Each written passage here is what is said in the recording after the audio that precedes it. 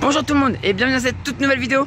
Aujourd'hui on est à Bréauté-Beuzeville pour un histoire de rail, puisque je vais vous raconter l'histoire de la ligne qui relie Bréauté à Gravenchon-Port-Jérôme.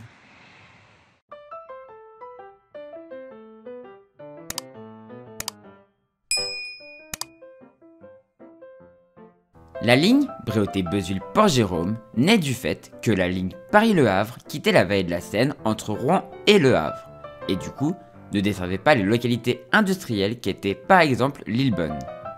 Il fallut attendre le 31 décembre 1875 pour que soit signée une déclaration d'utilité publique pour une ligne allant de Bréauté à Port-Jérôme via Bolbec. Cette ligne sera opérée par la Compagnie des chemins de fer de l'Ouest. Malgré le terrassement à faire à Bréauté pour permettre à la ligne de passer sous le viaduc de Mireville, les travaux irent assez vite et le 20 juin 1881, la section Bréauté-Bolbec est ouverte. Puis, ce fut au tour de la section jusqu'à Lillebonne d'ouvrir le 31 juillet 1882. Cette deuxième section prit plus de temps, car il y avait un tunnel et un viaduc à construire. Vous allez me dire, tu parles pas de la dernière section. Eh bien, je vous en parlerai un peu plus tard, car la gare de Lillebonne restera longtemps une gare terminus, car la Compagnie de l'Ouest, qui je le rappelle était une des compagnies les plus pauvres de France, ne fit jamais construire la section Lillebonne-Port-Jérôme. La ligne remplit bien ce pourquoi elle a été construite. Pas mal de voyageurs l'empruntent et pas mal de fret y circulent. Les marchandises proviennent des usines de la vallée. Même si la ligne n'est pour l'instant pas continuée jusqu'à Gravenchon, le projet ne meurt pas de suite, car celui-ci était en fait associé à un autre projet, plus ambitieux, qui s'il avait été fait serait d'une grande utilité aujourd'hui. Une ligne Le Havre-Pontonnemer en passant sous la Seine après avoir traversé Gravenchon. Je vous parlerai sans doute un jour de ce projet un peu fou dans une vidéo, mais malheureusement, celui-ci fut abandonné en 1929. En 1909, la ligne, comme toutes les lignes de la Compagnie des chemins de fer de l'Ouest, fut reprise par l'administration des chemins de fer de l'État. La Première Guerre mondiale n'eut pas d'incidence sur la ligne, mais pendant l'entre-deux-guerres, on vit l'arrivée à Gravenchon d'usines de raffinage, ce qui relança le projet de construction de la partie manquante entre Lillebonne et Gravenchon. Cette section fut vite construite et les 4,4 km manquants furent ouverts le 20 octobre 1933. Malgré la création d'un bâtiment qui fait penser à un bâtiment voyageur à Gravenchon, cette section ne fut jamais ouverte aux voyageurs. Seul un train de voyageurs très spécial s'y est aventuré, mais on en reparlera un peu plus tard. Maintenant que la ligne est complète, je peux vous parler du tracé. La ligne part donc de la gare de Bréauté-Beuzeville, une gare dont j'ai déjà parlé dans l'histoire de rail sur la ligne Bréauté-Fécamp. La ligne Bréauté-Gravenchon suit d'ailleurs cette dernière sur quelques mètres avant de la quitter par une large courbe en pente de 15 pour 1000 qui lui permet de passer sous le viaduc de Mireville où passe la ligne Paris-Le Havre. Juste après le viaduc, elle passe la halte de Mireville. Ensuite, c'est une longue pente dans la vallée qui l'amène à traverser la gare de Bolbec. Après cette dernière, la ligne passe coup sur coup ses deux plus gros ouvrages d'art. Un tunnel de 586 mètres qui permet de ne pas casser le centre-ville et un viaduc de 156 mètres qui permet de franchir une petite vallée. La ligne continue ensuite sa pente douce dans la vallée en passant à côté de l'abbaye du Valas où se trouvait proche une petite gare nommée Gruchet-Saint-Antoine. Elle passe ensuite la gare de Lillebonne puis arrive à Gravenchon, toujours en pente douce. Pendant la Deuxième Guerre mondiale, le trafic voyageur fut limité. Le fret fut essentiellement des trains de carburant pour le front. Malheureusement, après la guerre, comme sur beaucoup de lignes, le trafic voyageur ne revint pas à la normale. Par contre, le trafic fret, lui, reste bon, à tel point que la question d'une électrification de la ligne commence à se poser. Je vous ai dit qu'un seul train de voyageurs avait circulé jusqu'à Gravenchon. Eh bien, c'est le 10 juillet 1960 que le président De Gaulle prit le train à Gravenchon pour retourner à Paris après avoir été visiter le pont de Tancarville. Malheureusement, le 12 décembre 1965, la section Bolbec-Lillebonne ferme au trafic voyageur, tandis que la ligne est en train d'être électrifiée en caténaire simplifié 25 000 volts. le trafic passe comme souvent sur route.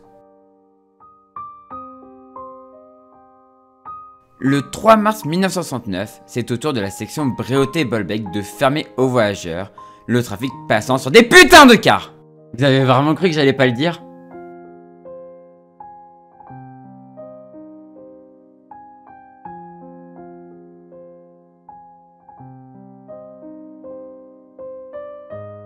Malheureusement, les BV de Lillebonne, Gruchet et surtout le merveilleux BV de Bolbec seront détruits.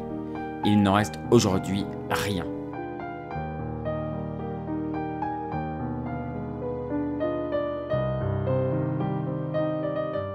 Peu de temps après ces fermetures, la ligne est finie d'être électrifiée et le premier train électrique peut l'emprunter le 26 septembre 1969.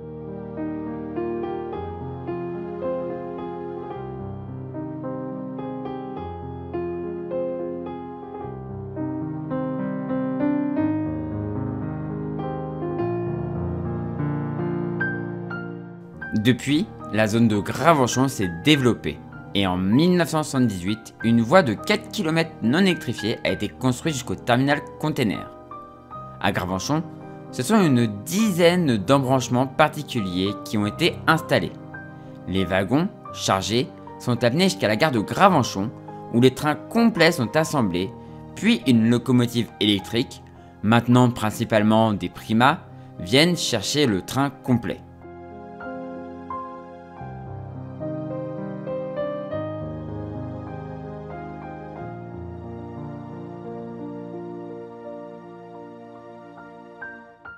À l'heure d'aujourd'hui, la ligne voit toujours du trafic fret et plus particulièrement des trains de citerne qui sont parfois attelés à une rame déjà formée à Bréauté.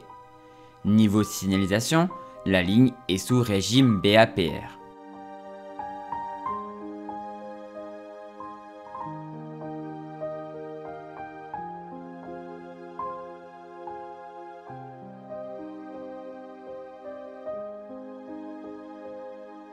Malheureusement, le dossier voyageurs n'avance pas. Des études ont déjà été faites par l'ancienne région Haute-Normandie et la CODA, il y a un moment, et n'ont rien donné. Malheureusement, un projet a bien existé en 2021 avec Taxirail, sauf que la société qui voulait développer ce système a mis la clé sous la porte.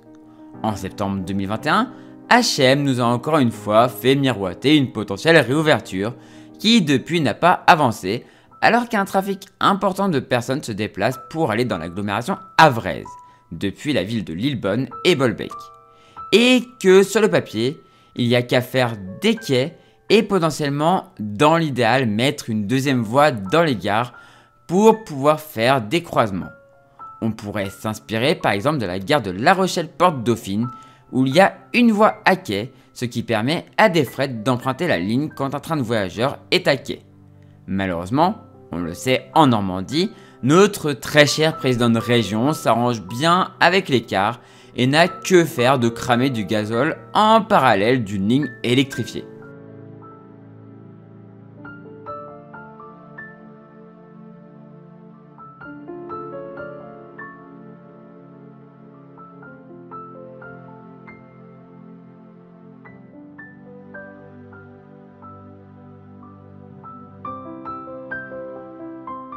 J'espère quand même un jour voir un train de voyageurs sur cette ligne, et pourquoi pas même revoir le projet de prolongement jusqu'au Havre par la vallée de la Seine.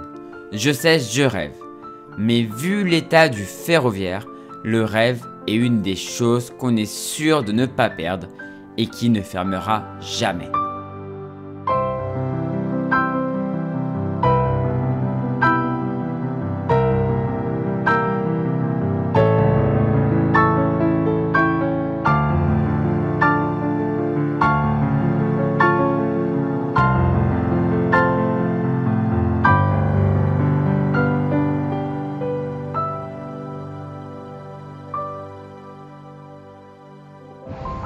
Et donc voilà, c'est la fin de cette vidéo, on est à l'ancienne gare de Gravenchon qui, comme je vous l'ai dit, n'a jamais vu de train de voyageurs puisque en fait, quand ils l'ont ouvert, finalement ils n'ont pas amené de voyageurs jusqu'ici, même si le bâtiment avait été construit. Il est juste derrière moi. Et voilà, du coup, on est à l'ancienne gare de Gravenchon. C'est là-dessus qu'on va se laisser. Tout là-bas derrière, on voit le début des voies qui mènent jusqu'aux usines. Je vais pas vous les montrer parce que c'est une zone Céveso. Alors, je pense que déjà on est à la limite. Donc, je vais pas vous montrer les zones un peu risquées. Donc, je reste là. Au moins ici, normalement, ça va quoi. Même s'il y a toutes les voies de triage là avec tous les réservoirs et tout. Enfin voilà. Mais voilà, en tout cas c'est la fin de cette vidéo. Si elle vous a plu, on fait briller le pouce en l'air, n'hésitez pas à commenter et à partager. Et si vous n'êtes toujours pas abonné à cette chaîne, n'hésitez pas à vous abonner pour ne rien rater des prochaines vidéos. Quant à moi, je vous dis à la prochaine pour une prochaine vidéo sur cette chaîne ou sur une de mes autres chaînes, ou pour un live sur Twitch ou sur la chaîne YouTube principale. Et du coup, ciao tout le monde, ciao ciao ciao. Et peut-être qu'un jour on verra un train de voyageurs arriver ici un jour, peut-être. Allez, ciao.